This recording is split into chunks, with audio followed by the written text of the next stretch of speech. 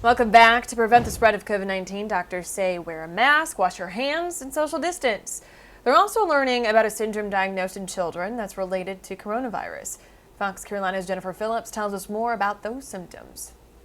We talked to a doctor here at Parkside Pediatrics about it, and right now there are 2 cases of multisystem inflammatory syndrome in South Carolina. And although doctors want to make parents aware, they also want to stress it's a very rare condition.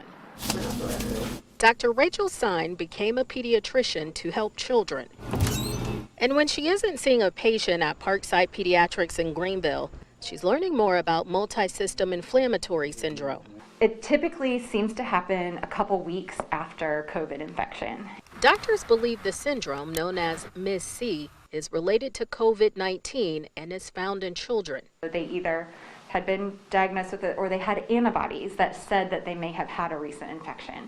It's similar to Kawasaki disease, which decreases blood flow to vital organs. Leads to problems with mainly the heart, brain, intestinal system, causing inflammation which leads to damage later. Some of the other symptoms found in MIS-C are abdominal pain and swollen hands and feet. They may have a red rash, red injected eyes that kind of look like pink eye, red cracked lips.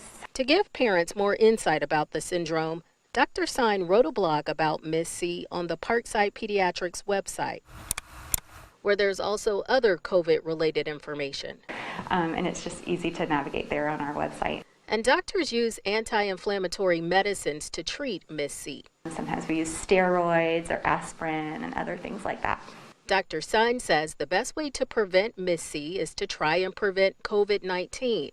Wash your hands, cover your cough, and social distance. We're told the 2 children diagnosed with the syndrome live in the PD and the Midlands region, and they're both under 10 years old. Jennifer Phillips, Fox Carolina News. And here's a look at the latest numbers from DHEC today in South Carolina. More than 1,600 new cases reported, 1,607 patients hospitalized, and that positive percent of testing rate down a little bit at 19.3%.